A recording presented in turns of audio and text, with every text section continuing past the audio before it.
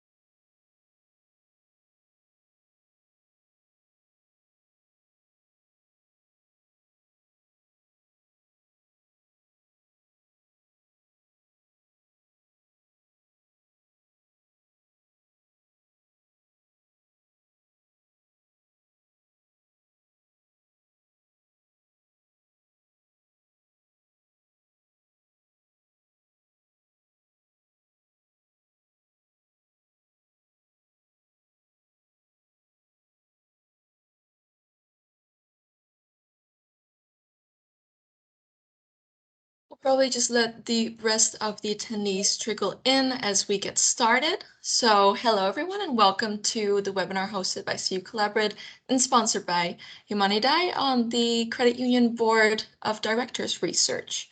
My name is Maren, and I'll help facilitate the webinar today. So a few housekeeping things before we get started. If you have any questions throughout the webinar, please feel free to put them in the chat. I will collect all of them and present them to our speakers once we hit that Q&A section. The webinar will be recorded, and there will be a follow-up email to everyone attended with the recording and also a link to the report and to the slides. If you have any other questions or concerns, please feel free to put them in the chat before or after the webinar. And I will also add my email address in the chat so you can email me afterwards if anything comes up. Okay, now on to the good stuff. I would love to start off with some introductions for our speakers today. With us today, we have Sam Brownell, Jill Nowacki, Louise DePico, and Mariah Taylor. Sam, would you like to kick us off? I would love for you to just tell us a little bit about yourself and your involvement with the research as well. Sure, yeah. My name is Sam Brownell. I am the founder and CEO of CUCollaborate. Honestly, this research came out of a bunch of happy sort of coincidences. We are prolific users of the Freedom of Information Act and found out that there was a lot of data that the NCUA had on credit union board members that at least to my knowledge, was sort of like previously unknown to the public. And then we're also developed analytical software and was looking at how to model race and ethnicity from credit union like member data, and then realized that we could do that against credit union boards and potentially also credit union employee data. And then hoped that Jill would think it was a good idea too, and also hoped that Louise and Mariah thought that the concept would work. And fortunately, all of those things worked out. So that's my involvement with this. I am really excited about the research. I think it's really important that we as an industry are measuring this, tracking it, and seeing if the sort of progress that I think the industry wants to make in this space is actually happening and have statistics around it. But I will candidly say that Jill has much more context on the importance. So with that, probably hand over to Jill, and if you could introduce yourself and sort of say why you did want to support this research, that would be great. Absolutely. Thank you, Sam. Thank you, Maren. And yes, I'm Jill Nowacki with Humanity. And in 2019, Humanity was founded on the belief that when credit unions get the people side right, placing the leaders in our organizations who really understand our cooperative model and the communities we're trying to serve then we remain increasingly relevant. And so Sam, of course, knew the background of Humanity and my deep commitment in credit unions to creating more inclusive leadership. And so when he reached out and said, do you think it matters what the board makeup might be, and if we can really understand how boards are performing when they have diverse representative boards, will that make a difference to the work you're trying to do? And of course, absolutely makes a difference, incredibly relevant. And we're hopeful about the type of data that Luis and Mariah would be able to bring together and present to us, and very excited, and won't delay getting into that good content any further with my words, and just would say thank you all, the attendees, for your interest in this topic too, because I think it's going to make a big difference in our continued relevance as an industry and our continued efforts toward diversity, equity, and inclusion in the industry as well. So thank you so much for being here. Thank you so much, Jill. I'm going to pass it on to Luis. I am Luis Topico. I'm the Chief Economist at CUCollaborate.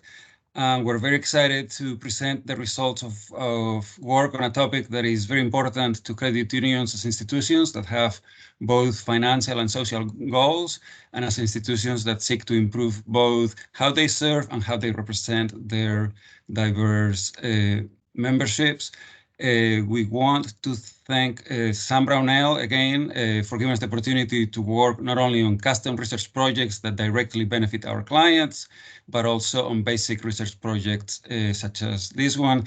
We didn't coordinate his speech with mine, so I was going to thank him profusely for pestering the NCUA with FOIA requests that make it possible for us to do exciting work, and that helps the movement. But so I won't go into that detail. We're also very grateful to Jill for her financial support, and to many reviewers who helped us hone our final report.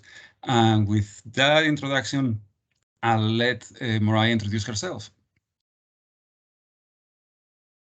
Hi, my name is Mariah Taylor, and I am a data analyst here at CUCollaborate. In the past year, I've done a few industry research projects, including looking into select employee group additions, credit union grants, and also exploring the career paths of credit union CEOs. For this project, I'm the one that carried out the estimates of directors' gender, race, and ethnicity. And then Luis and I collaborated heavily on the statistical analyses. So that's it. Awesome. Thank you so much, everyone. Thank you to our speakers for being here today, and thank you for everyone attending for showing interest in this report. And I would love to turn it over to Luis and Mariah for their presentation of their findings. Let's go in here. Here we go. So that's the title. Just to recap the title: Credit Union Boards of Directors, Board Size, Gender, Race, and Institutional Performance for the time period for which we could get the data, 2012 to 2021. And on to the next slide. If we may be allowed to make a little plug for our company, this slide, which you may review later in more detail, lists a few of the key services that CUCollaborate provides and is developing. They range from field of membership expansion consulting, that are our roots, to the Analyze CU software that will eventually allow us to provide risk-adjusted member benefits across loan products, across credit score ranges, and eventually perhaps even for individual borrowers. And also to our research services that include basic research projects such as this one, and in-depth analysis of individual credit unions' long-term performance. So this webinar seeks to provide an overview of our 69-page research report, in which we delve into the data and technical matters in far more detail. In brief, in this report, we quantify common board sizes and women's and minority representation in credit union boards of directors. We also assess where we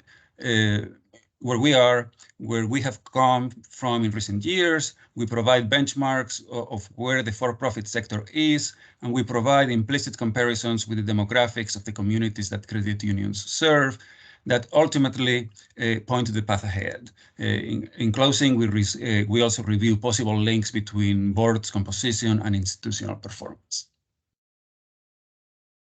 Okay, so we're going to start off here with our data sources. As Sam mentioned, we did submit a FOIA request to the NCUA for data on its board members, and we did receive data from 2012 to 2021. The data included the names of the board members, their salutations, such as Mr. or Mrs., and information on the credit union they were associated with. They also provided their title, such as board treasurer or board chair, but we didn't use this information, but we may work on with that in the future. Some other relevant data we used was data on financial performance, which we sourced from the call report data. So information such as asset growth, some proxies for credit inclusions such as delinquency rates, and information that acted as controls in our predictive models such as field of membership size, and unemployment and things like that. And then lastly, we also gathered demographic information at the county level from the U.S. Census Bureau. So the process of data enrichment, so we used the salutations to infer gender. Currently, the NCUA does not include gender neutral salutation options, so this limited us to a binary interpretation of gender. For race and ethnicity, we used the Bayesian improved first name, surname geocoding methodology, which I'll explain a little bit more in the next slide. So this estimated the race, so this, I'll just talk about the next slide.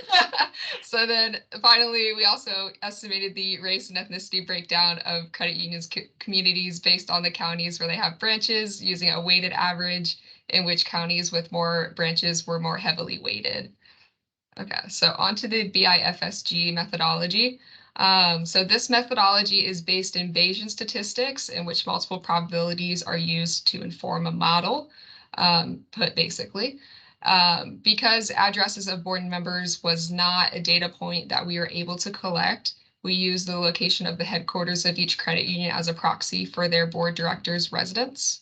And then the model estimates the probability of each board member being in one of 6 race ethnicity categories, including Asian, Black, Native American, Hispanic or Latino, and then white.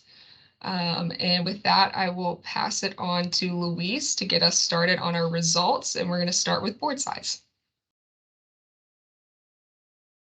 So this slide shows the number of credit unions with different board sizes. It shows, for instance, that the overwhelming majority of credit unions have relatively small boards with between 5 and 12 members.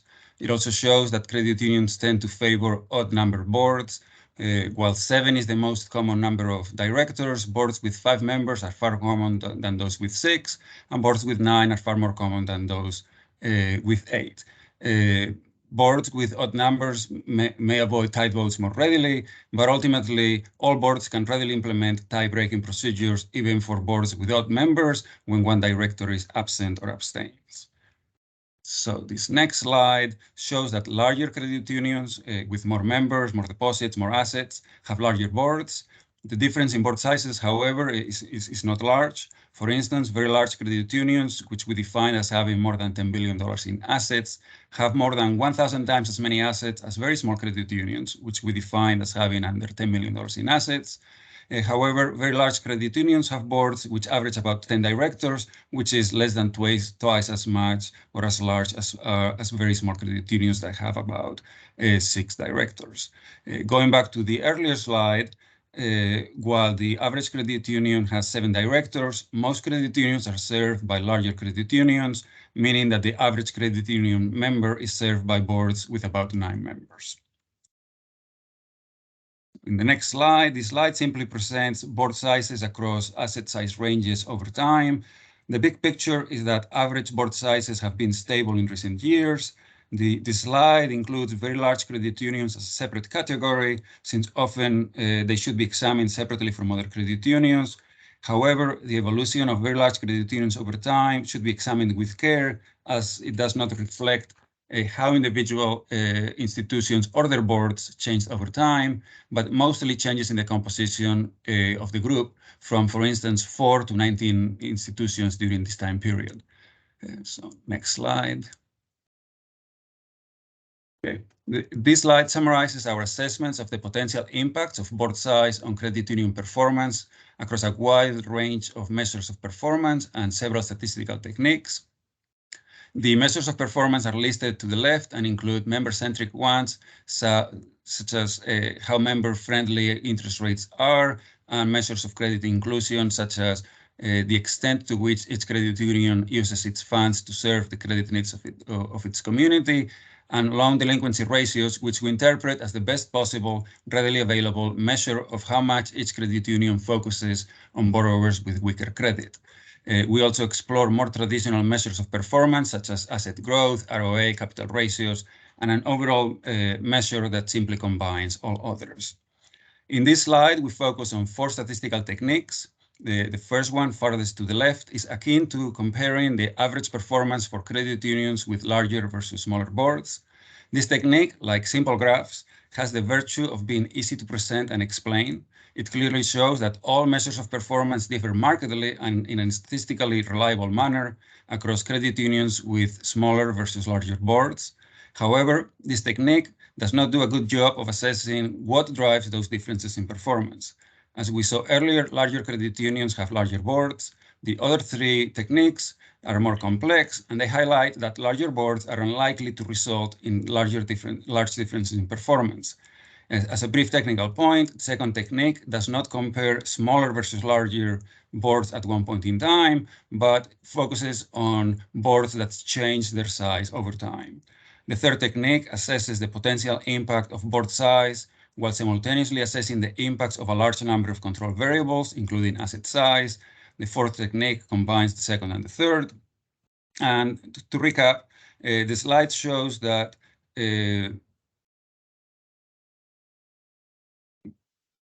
board size has statistical impacts on performance far less often, highlighted by the absence of numbers with stars. And even when results are statistically significant, they are economically much smaller.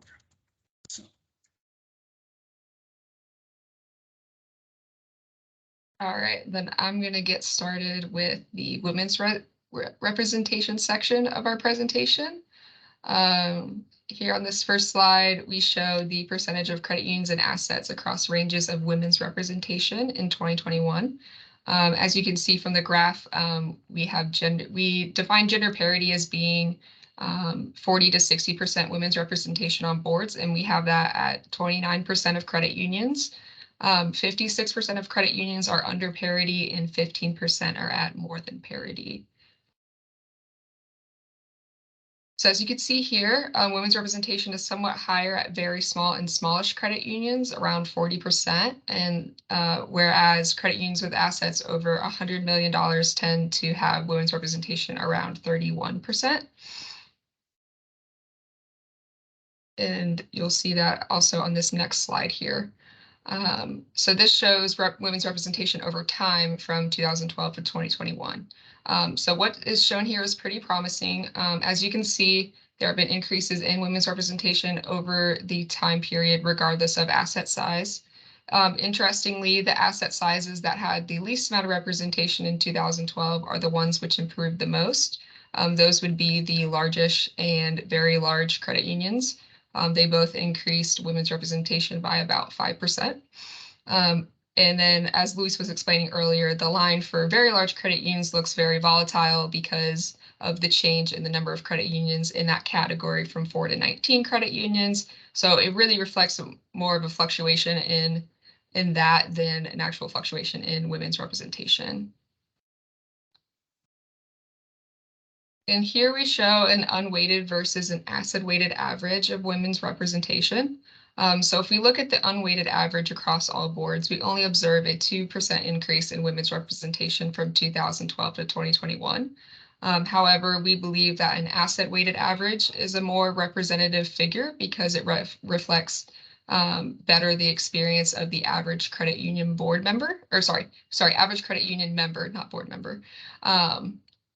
So using this measure, we see an increase in women's representation of nearly 6%. And finally, we have our statistical analysis on whether financial performance is affected by women's representation. Overall, we found that member-centric and financial performance is generally comparable at credit unions with more or less women's representation, with 2 exceptions. So despite the hypothesis that women are more risk adverse in financial decision making, we find having more women's representation on boards is associated with slightly more inclusive, aka riskier lending, and somewhat higher asset growth rates. And with that, I will pass the torch to Luis to talk about minority representation.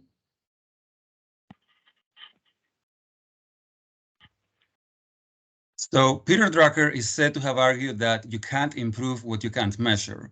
So in that light, we're not aware of earlier comprehensive data on credit unions, boards, race, and ethnicity. Thus, our report provides a foundation for credit unions to gauge where they currently stand, compared with where they would like to be and the path ahead.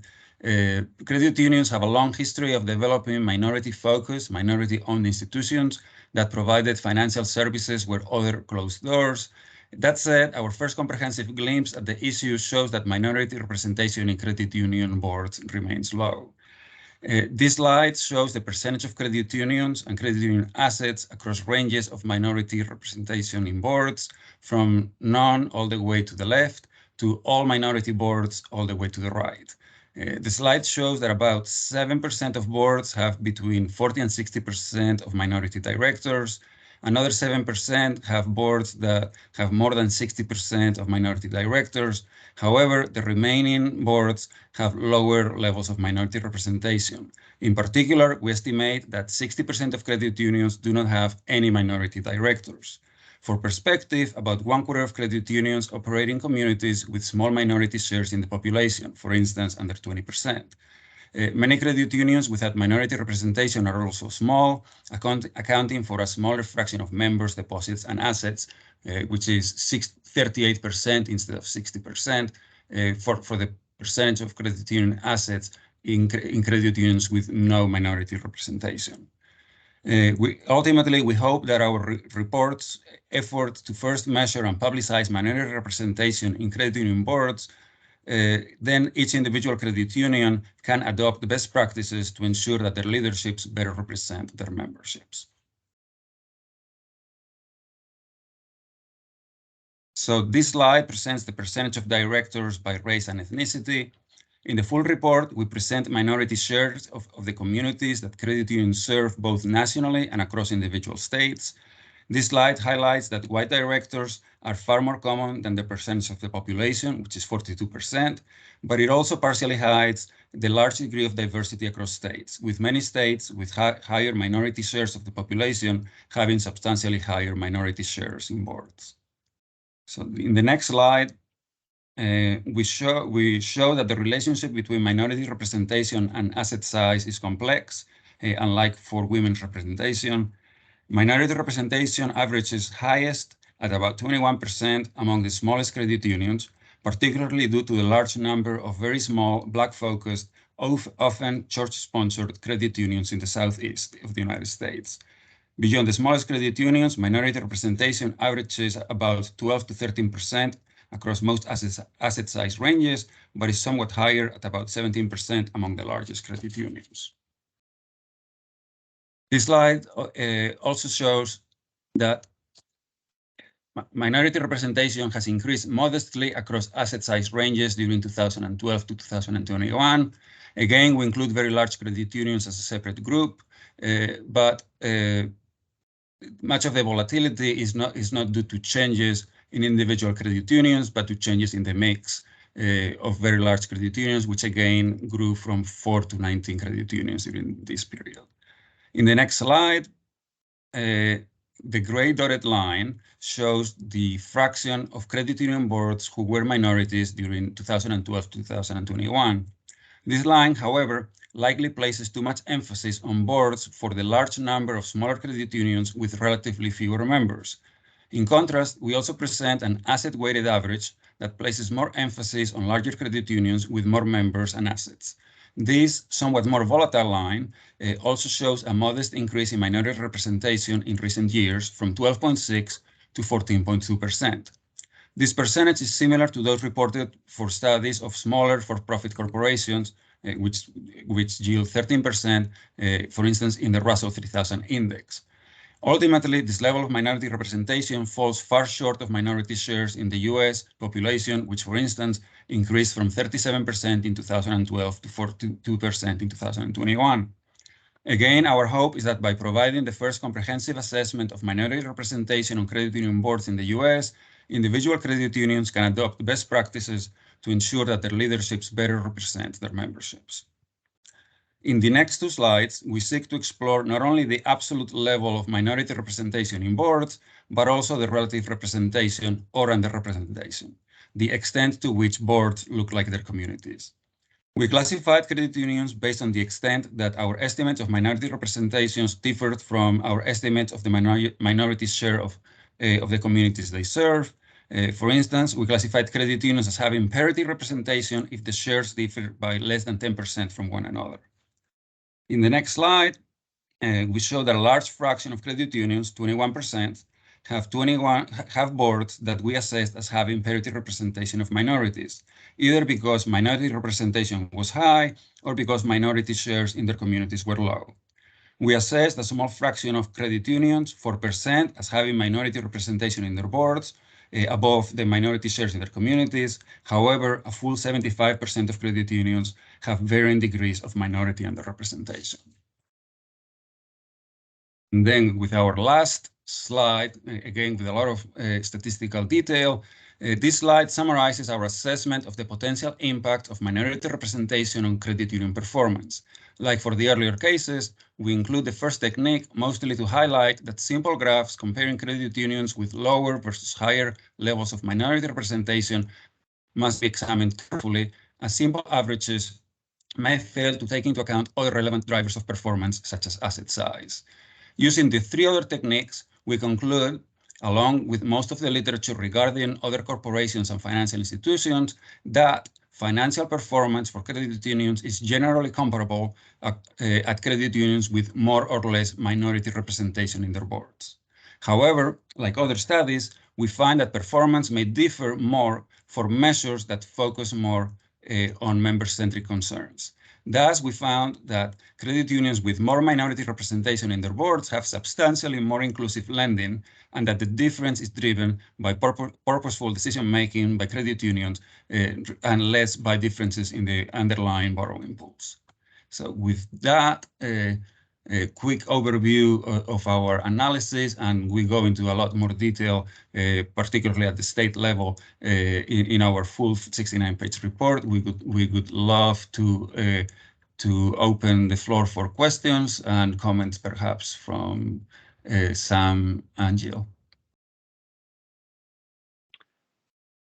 I had to look it up, unfortunately. But like, what would be considered, with gender parity, we were saying like, yeah, 50% roughly, but what is the sort of like bar of good representation or representation that would reflect the country for minority representation? When you were showing like the weighted average, it was actually like less, I'm going to say bad than I kind of expected. Do you have that graph? I think it showed like the asset weighted minority representation. I thought was like 21%. Was that right? Yeah, the correct comparison for each individual credit union would take into account the community that they serve.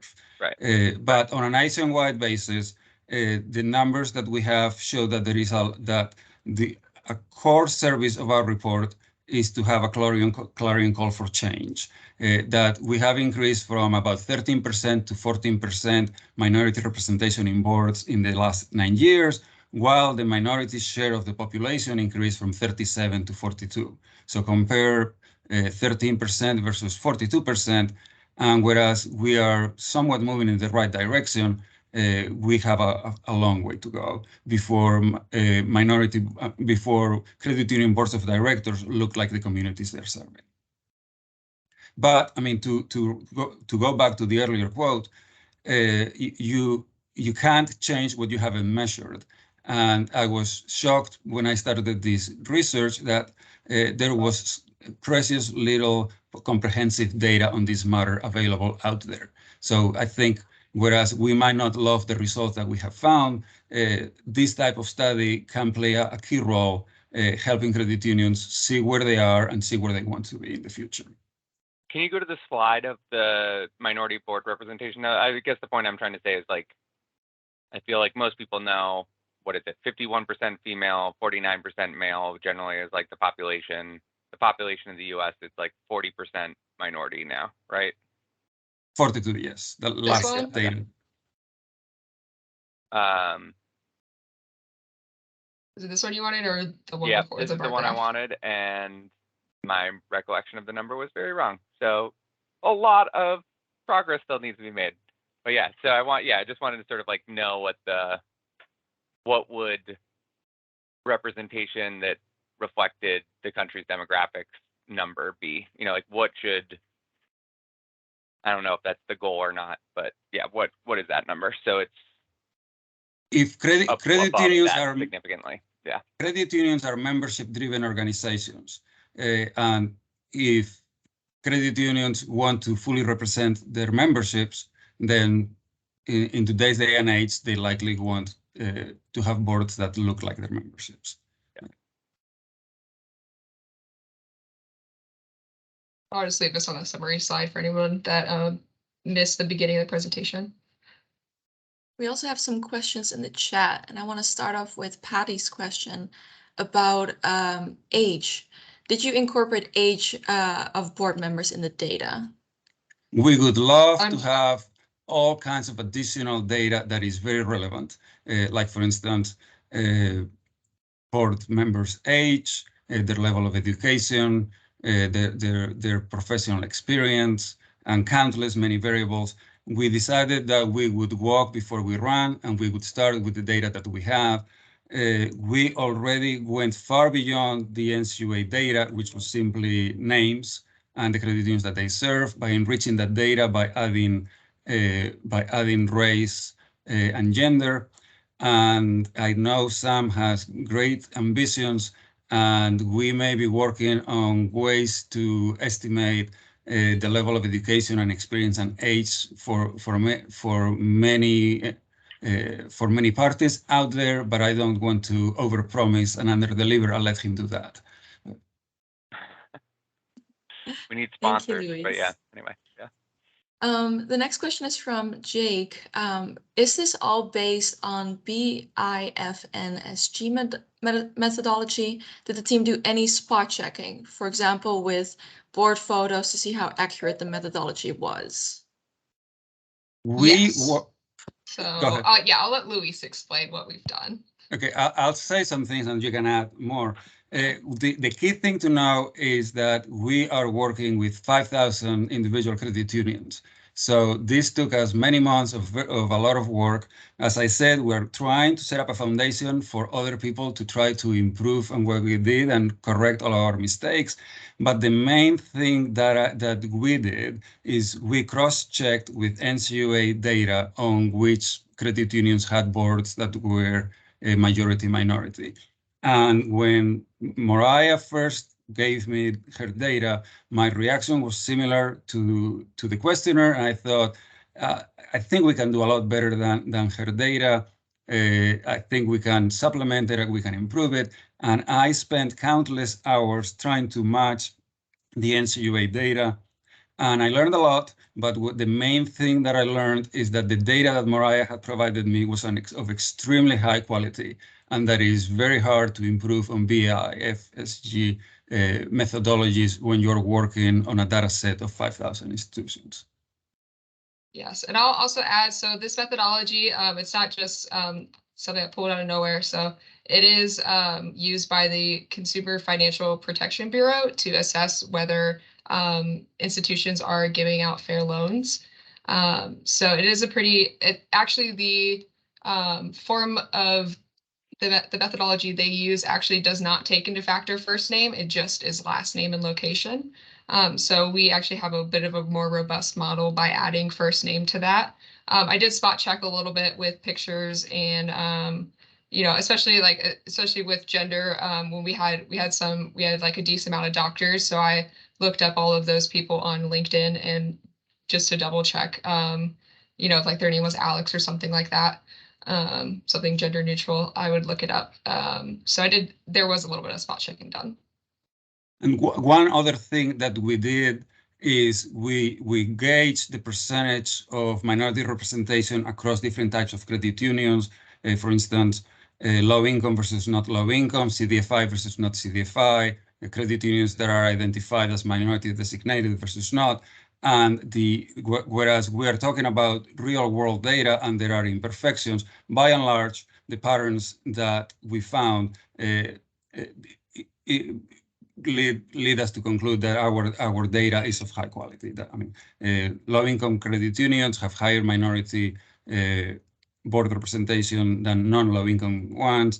CDFI have higher than non-CDFI, et cetera, et cetera. Awesome, thank you. Howard expresses interest in also having data points on term limits, but I think that is kind of the same answer as we had to the age, hopefully in the future. But they also ask about the FOIA request. Was the FOIA request on the NCUA DEI survey? No. Yeah, I can actually answer both questions. So the term limit data, we would not have data on like a policy of a term limit, but we could see if people have been, we could sort of like back into potential term limits from the data because we can see the names of the people across time series and figure that out. We did not analyze term limits, but that's the thing that we could do. The FOIA data does not come from the DEI analysis at all. This is from the online profile form. It's data that the NCUA collects as, I think through CURE, they need to know who's on your board.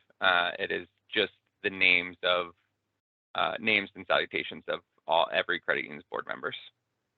Yeah, I will also point tied to the DEI survey. Sorry. Yeah. I will also point out that we have the data that we have. We have 9 years worth of data. It would be ideal to have an ever longer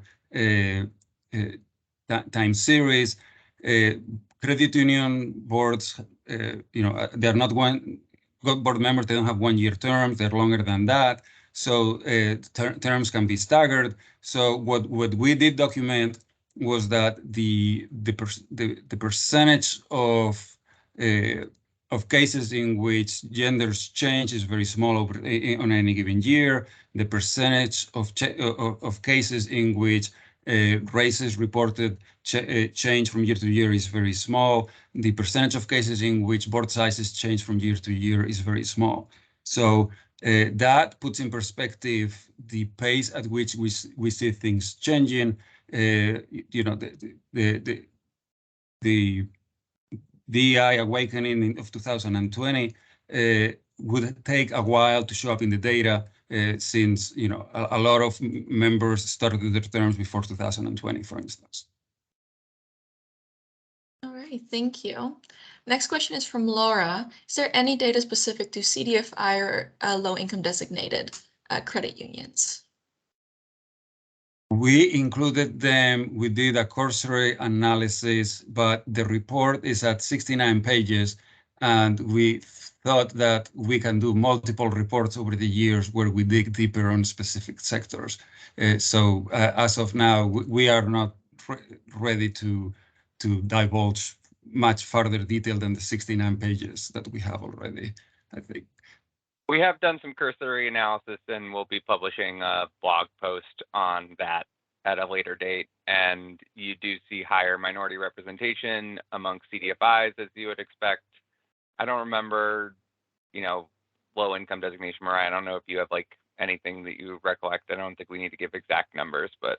Yeah, I'm trying to find it now, so I open my files. CDFIs was like the most sort of directionally, I think, relevant category that we ever sort of like isolated and analyzed itself.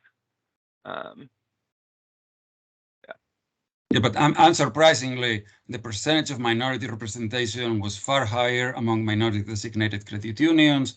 It was next highest in CDFI. It was next highest on lead, and it was lowest among non-lead credit unions.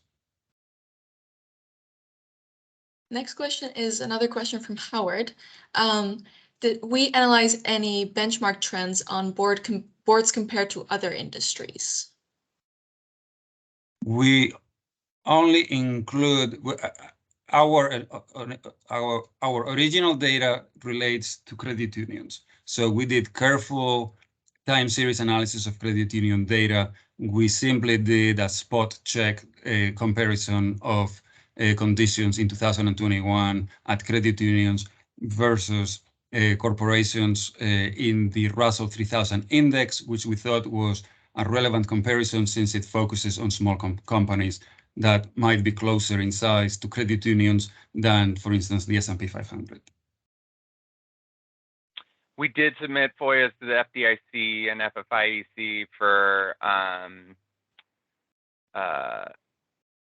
bank boards, and they did not have the data. Potentially in the future, we could do analysis on employees of credit unions against employees of banks, but the data set isn't there to do it for boards for banks. Okay. Next question is from Anna, and I think it ties into the question we just answered about CDFI and low income designated. Did we identify credit unions categorized by MDIs, LCIs, and SDFIs or CDFIs? I think we've answered that. We're going to post a blog post on that. Perfect. That will analyze that all more. Tim, based on the assumptions made with the BIFS and G, what, if any, is your margin of error in these numbers? I don't have a specific margin of error. It's hard to estimate because we don't know what the actual numbers are, and we don't even have a sample of what the actual numbers are to, base that off of. But like I said, it is an established methodology that is used by the Consumer Financial Protection Bureau. So we take that as it being a reliable methodology. It's definitely not 100% accurate. I would never claim that. I would say, yeah, I would say it's pretty accurate, but not like 100%. Actual data will always be better than estimates, but in the absence of actual data, these estimates, we believe, are the best that there are out there. We have computed estimates for every individual credit union. In contrast, the NCUA call report data includes, identifies whether individual credit unions have more or less than 50% of their board that are minority majority, and the NCUA incomplete data for that matches squarely with our data.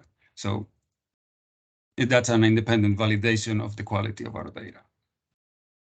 Would it be fair to say that probably of all the statistics we showed, the graph that showed the zero credit unions had zero representation, like that kind of estimate feels to me like probably the most likely to have noise in it or whatever you would like to be maybe off a bit, or no? I would love for that to be the case. One thing to bear in mind is that boards of directors have a small number of members. So for a lot of credit union, if you are in a community with a small minority share of the population, under 20%, then you are close to parity representation if you have 0 members of the board.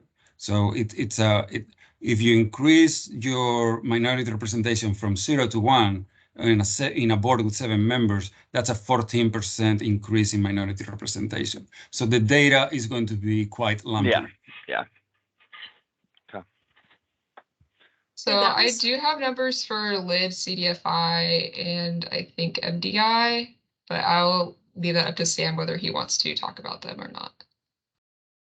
Or I have LID and CDFI numbers. You can, say the numbers, yeah. Okay, so for LID, we estimated that on average they have 21.7% non-white members or minority members. And then that they have about 37% female members. So that's yeah, so that's higher than average. And then if you combine those two things, 49.1% non-white or non-male members. And then for CDFI, oh, actually, I don't have the CDFI numbers in here. I did have the lit ones though, so it's better than nothing. I know I Slowly sent getting that to there. Inclusive at some point. I could probably dig it up, and we will post an article about it. Yes.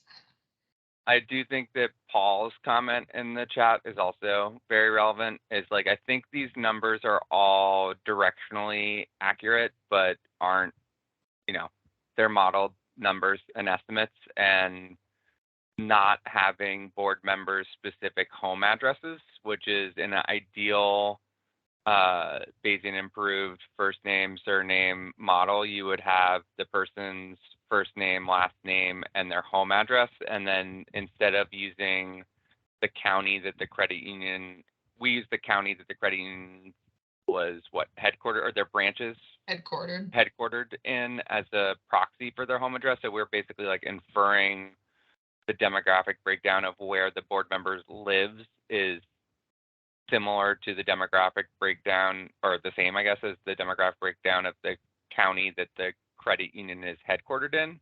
And in an ideal scenario, we'd use a board member's home address and use the census block group that the board member lived in, which would provide more accurate numbers. We did a lot of spot checking and came to the determination that the methodology of using the county the credit union is headquartered in was pretty sound, based on the sort of like available benchmark, like the available ways that we could check the data, essentially. Yeah.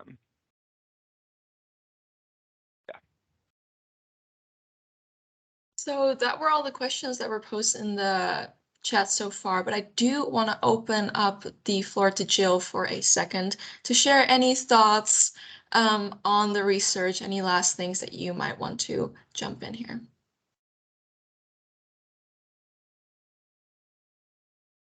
Thank you, Maren, and thank you, Luis, Mariah, and Sam for the work on this. I think it's a wonderful thing to see all the questions in the chat and the comments around it.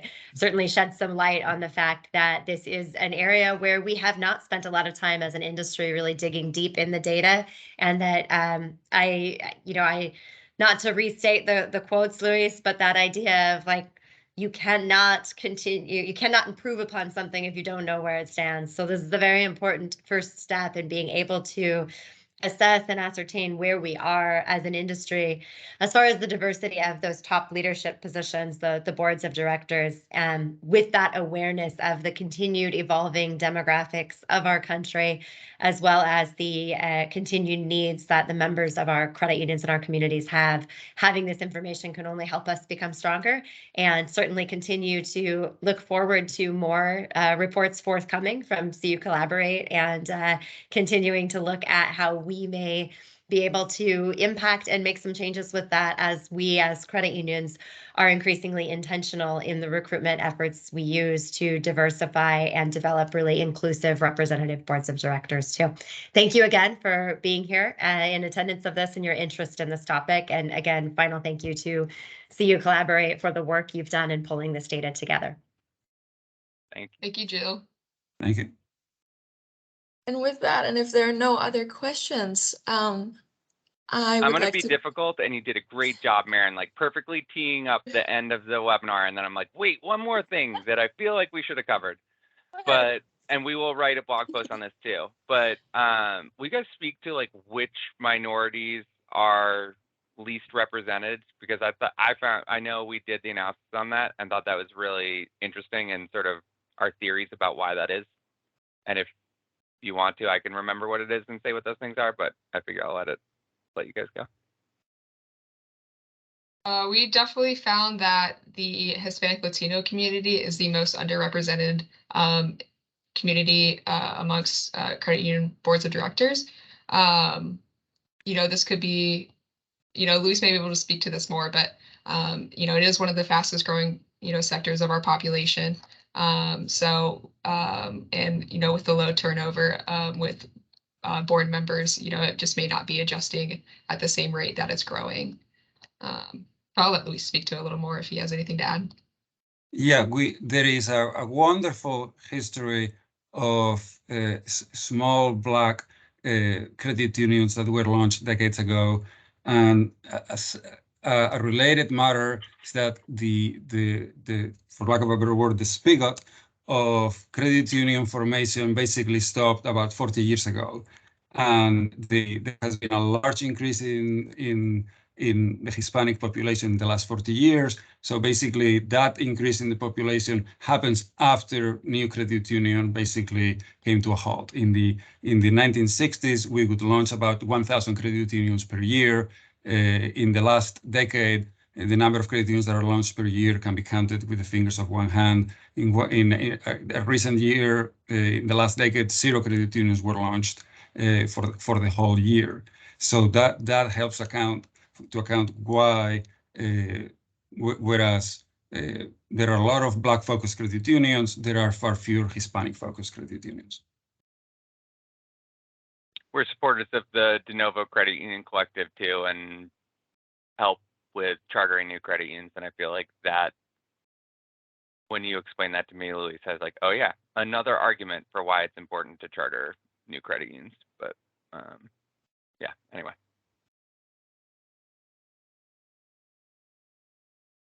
Yes, we did include Native Americans in our count. It was one of our 6 categories of race or ethnicity. And yeah, Marin will be sending out the presentation and the slides as well, so you can review it. Native Americans are probably the one category that our methodology did the worst job at capturing. Because I don't remember the numbers off the top of my head, but I think our methodology identified 22 Native American directors when there are at least 11 credit unions that identify as having their board made up of only Native Americans. And if you do the simple math, that would imply, between 50 and 100 Native American directors. So that we addressed that in the report. Ultimately, we decided not to throw the baby with the bathwater and retain the rest of the analysis after pointing out that as one of our shortcomings. Another interesting aspect that appears is the percentage of people who are identified as multiracial. We suspect that our methodology is not identifying directors as multiracial as often as they happen, far less than in the population at large. But when I was trying to supplement Mariah's estimates, what time is that? We have a little time. When I was trying to supplement Mariah's estimates by combining her BISF and technology methodology and NCUA data, I spent countless hours on it, and I ended up being able to change the percentage of minority board representation from 13% to 16%, introducing lots of heroic assumptions that I was unhappy with. And ultimately, I decided that the purity of her data was far more palatable, even though it yielded 13% instead of 16% with my alternative methodologies.